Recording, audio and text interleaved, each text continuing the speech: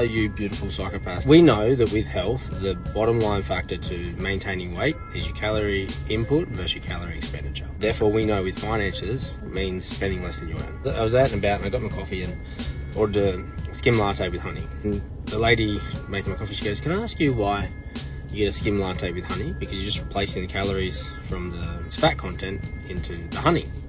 So, well, firstly, I just like the honey in it. So if I wanted to reduce calories, that would be a holistic way to do so, reducing something I value less than the thing I want more. But secondly, for me personally, when I'm in a deficit, I struggle, which I am now, I struggle to reduce my fats. I have no problem staying under my carb numbers, I have no problem hitting my protein, but I struggle to stay under fats. So when I'm trying to make smarter choices throughout the day, and I don't do anything radical, but I try and replace fats with low fat stuff where I can, because that helps me, the path of least resistance for me to get to where I am, and that's what keeps me consistent. If I don't have to reduce my carbohydrates and my protein as much, then I can make smart ways to reduce my fat, because that's where I struggle. That's what works for me. I can sit here all day and say, right, you know, you need to reduce your money expenditure, increase your income, whatever.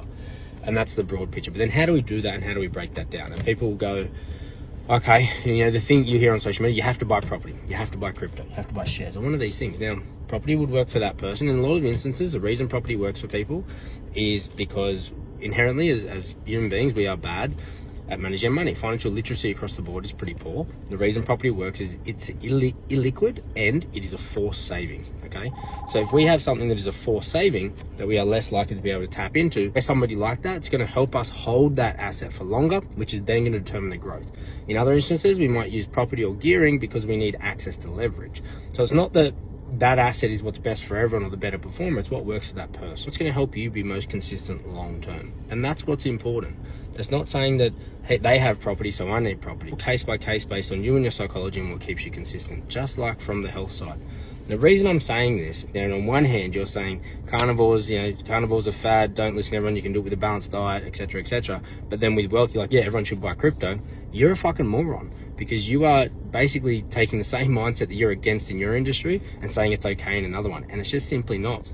Just because you see someone who's done carnivore and they're shredded and you want to be shredded doesn't mean you doing carnivore is what's going to get you shredded. It might, but it might not. Okay, just because you see someone with crypto get rich and you want to be rich doesn't mean that's the way you're going to get there. It's going to be a psychologically appropriated journey that helps you stay consistent, and that's it.